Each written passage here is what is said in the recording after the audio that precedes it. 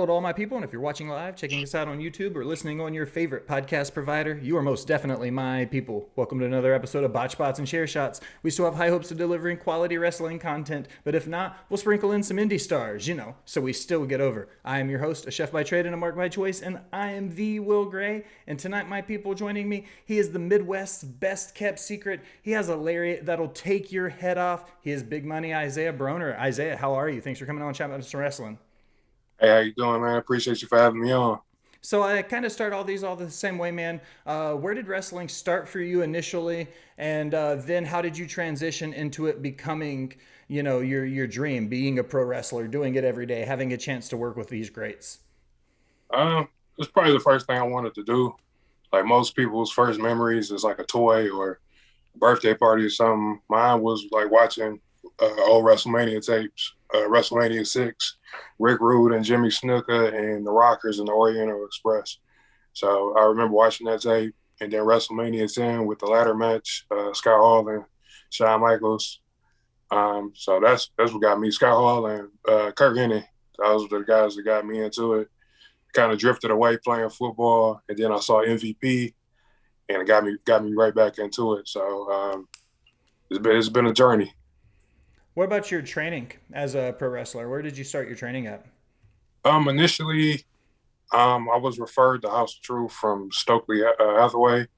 Billy Gunn saw my tape, football tape of mine, and suggested I look into wrestling. He kind of got me try out with WWE. But Stokely Hathaway suggested House of Truth. I started training there in 2017. And then even after getting out of there, trained at Can-Am up in Canada with Johnny Bravo, Scott Demore, and most recently, I've been at AIW training down in Cleveland. Dominic Greening, Derek Dillinger, Jocelyn Navarro, a host of other people, Duke, Wes Barkley, a lot of people to learn from down there. So when you're working with all these guys, you just rattled off your list. When you work with each individual person, are you just taking a little bit from each person as you go? The things that really stick with you here from person A or from person B, like, are you just kind of amassing this wealth of knowledge as you've continued to grow? Exactly. Like wrestling is subjective. So you can do one thing and 100 people have 100 different outlooks on it. So I just take as much as I can from every person that makes sense or whatever, and just try to apply it to what they're telling me. I respect that. I'm from Nashville, so here I'm a chef by trade. That's my catch line, right? So I fried chicken, 100% my specialty. I'm from Nashville. If you can't fry chicken and you're from Nashville, what the hell are you doing? But I look at it like wrestling, because I fry chicken one way doesn't mean the other 500 ways chicken is fried is wrong. You know what I mean? Like, the way I do it is one thing. And I see that a lot in wrestling, where it's this bridge or gap where you can work with all these different people and it helps make you, you. You see what I mean? Like, that's kind of the approach from my side of the coin for it with the shoot job, so to speak. So most recently, you've had a really banger of a match. We were just talking about it before we started recording with Alec Price. When you work with somebody like that, like Alec, and if anybody's seen him work, he's a unique specimen unto himself. Like, how did you approach that match? Like those, like I enjoy all matches, but like that match with Alec, like I really felt like we can really tell a good story with, because of the size difference. I guess like because I'm bigger than a lot of people. I think some people think that, oh well, he's fat. Like I'm just as fast and agile as he is, but the difference is he has a different wrestling style, and it meshed.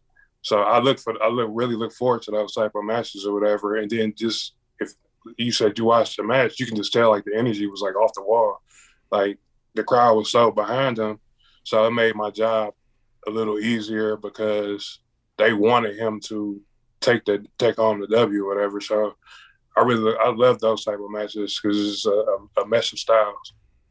So in that match, you did something specific that I hadn't seen a lot of, and it may have been the first time. I would have to go back through my lights. A double Northern Lights suplex where you rolled through it, you picked it back up, and you laid it out into the bridge. When I watched it, I popped as a fan because I was like, man, that's awesome. When you come up with something so unique, when it feels like you can't reinvent the wheel because People have been wrestling for 100 years now. When you have a chance to get a move that still makes people go, wow, holy crap, and something as simple, not simple, that may be not the right word for it, but something as poetic as a Northern Light suplex to be able to roll through and continue it. How'd you go about coming up with something like that? Just trying to be unique. Like you said, like everything's been done already. So it's just a way of just trying to make it mine. Like I saw was it Jason Jordan do it like right right before I started wrestling or something. I don't see anybody doing it anymore. So it's just okay. Well, if somebody's going to do this. Well, I'll do this with it or whatever. And just trying to be as unique as possible. Like I've learned that from Chris Kane and Brian. Like hearing Brian Cage talk about Chris Kane, how unique he would make everything. So just trying to make it mine. So you spoke on your athleticism a little bit. I said in your intro, your lariat will take someone's head off.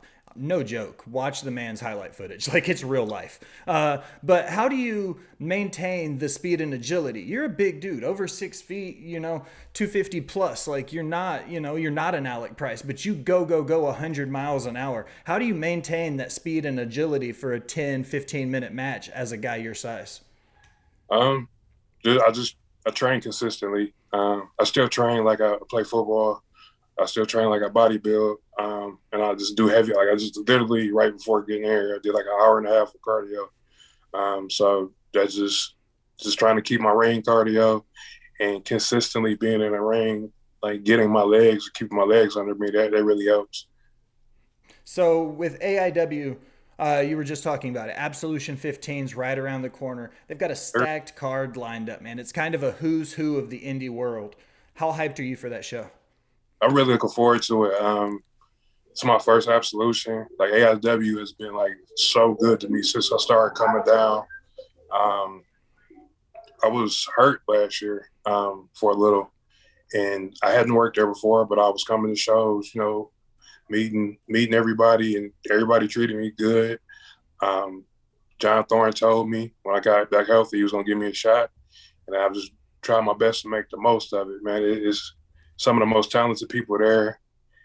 Man, if you got a chance to come down and check it out, if you can't get to Absolution, check it out on IWTV. It's definitely worth the price of admission. So you brought up IWTV. Oh yeah. I'm a big fan. I'm utilizing the hell out of it for somebody who covers indie wrestling as much as I do. But Mhm. what do you think about what it's doing right now for indie wrestling in 2022? Being able to showcase so many guys who otherwise might not have a chance to be on somebody's TV every night. It's giving everybody a platform. Everybody is not going to be on AEW Dark or have those WWE main event matches or whatever. So everybody's not going to be nationally showcased. So with these promotions, teaming up with IWTV to show everybody talent from Michigan or Ohio or from Texas that you may not have heard of, or from the West Coast, East Coast, it gives everybody a platform, and it's affordable. Streaming service is awesome. Like I've never had an issue with it. It's high quality. Like those guys, like bust their ass to put forth a great stream, not just for AIW, but every place that shows up on IWTV, they go all out for it. So it's definitely a godsend. Very recently, also in your career, you had a chance to lock up with someone who just went through a brutal barbed wire everywhere match with Chris Jericho and the Mad King Eddie Kingston. What was it like to lock up with him, with everything going on with him and the pop and draw he has right now? Hey, it was a blessing. Like I don't do like one of those lists where it's, oh, if I could wrestle this guy. But like since I started, that's the guy I wanted, and just the well of knowledge he was, not just inside the ring but outside. Like I absorbed so much. I've learned a lot during that match. Just replaying the match, watching and listening to what he was telling me, it meant the world to me. It's helped me a lot. I saw him like a month after the match. Same dude, man. He's a genuine dude, and I got nothing but respect for Eddie Kingston. When you go into a match with somebody like Eddie and you have the chance to work with somebody with a wealth of knowledge and the experience that he has, how do you approach a match like that differently than you would somebody at your experience level? Does that make sense? Yeah, I treat it all like I don't know everything. Um, so I treat everybody with the same respect because I can learn something from somebody with my experience level or lower, and obviously higher. So I shut up and listen, and I listen to what his ideas are, and I go from there. I incorporate, and we go from there. But I shut up and listen. Like I'm not one of those people. I don't have the ego like that. I'm always willing to learn. So that's where I'm at with it. Do you have a moment in your career so far where you were like, holy shit, I can't believe I just pulled that off? Uh, Probably the Minoru Suzuki match. It's not even that I pulled it off. It was just during his entrance. Like it didn't hit me until like I came out first, and Jay Clemens was like, "Man, just take it all in." Kind of, like I was cool, and then Suzuki's music hit, and I got out the ring just to absorb. Like, and the energy shift was tremendous. So just that match right there was it for me. When you locked up with him, the murder grandpa, as it were, in Minoru Suzuki, like when he comes over to America, even in the main draw of American fans who might not be familiar with Japanese wrestling, they knew who he was when he came over into AEW. People know who he is. Was he like one of the Eddie Kingstons or somebody like that, where when you just had a chance to put your hands on him, somebody who works that much and that well, just to be able to absorb everything you could off of a Suzuki? Yeah, exactly. Like the same way. Just follow his lead, and just try to go to his pace, learn as much. I was worried. I was like, well, maybe we should do more, and but it felt like it was perfect. Everything was like we hit that sweet spot. We had him. Sometimes less is more, and I found that out that match. Whatever. So just a hell of a learning experience for me. All right, Isaiah. I close all of my interviews with 5 rapid fire questions, some having to do with wrestling, some not. You ready to roll? Yes, sir. All right. What's your favorite food? Lasagna. Lasagna's always a solid pick. Italian's at the top of my list. I'm a pizza guy. Who is your favorite superstar growing up? Uh, Who? Scott Hall?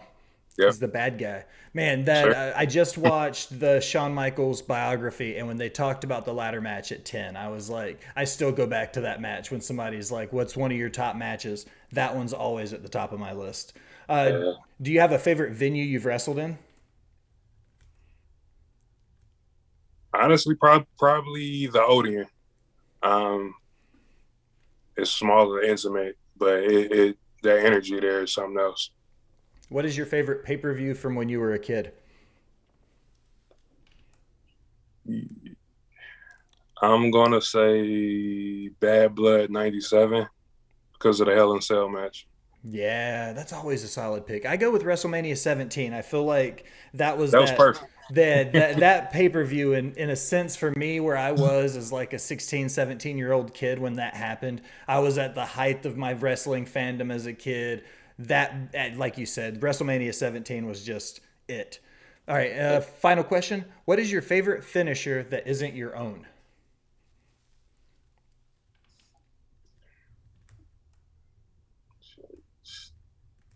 You know what? Uh, that's a good. Damn. 5-star frog splash. Always at the top of my list for sure. Do you like Montez Ford's 5 star or do you like RVD's 5 star? Uh, I love them both. I'm a I, Mon- but I'm a I Montez guy, man. Like I have to yeah, say, it. He's won me over the last few yeah, years with it. yeah. He like originally, I was like, ain't nobody top to me. It was like nobody's top on RVD. I think Tez got up there. So He's the only guy that's even coming close. All right, Isaiah, this is my favorite part of the episode because I don't have to say anything. All I've got to do is ask you, plug your stuff, tell everybody where to find you, what you've got coming up in the near future, and what's going on with Mr. Isaiah Broner. follow me on social medias, Isaiah Broner. Um, that's on everything, YouTube. Also, Saturday, July 23rd in Akron, Ohio, Absolution 15. If you can't be there, tickets are limited, but if you can't be there, check us out on IWTV. July 29th, Madison, Tennessee. We're going to be at SUP. It's me and Tank. I got that. Trying to think. New Texas, they're doing a contender series. I'll be down there August 11th. I'm just trying to rattle off the top of my head. I just can't think of everything. Just be on the lookout for everything. Check my pages out for upcoming. Eric Stevens, Black Label Pro, August 27th.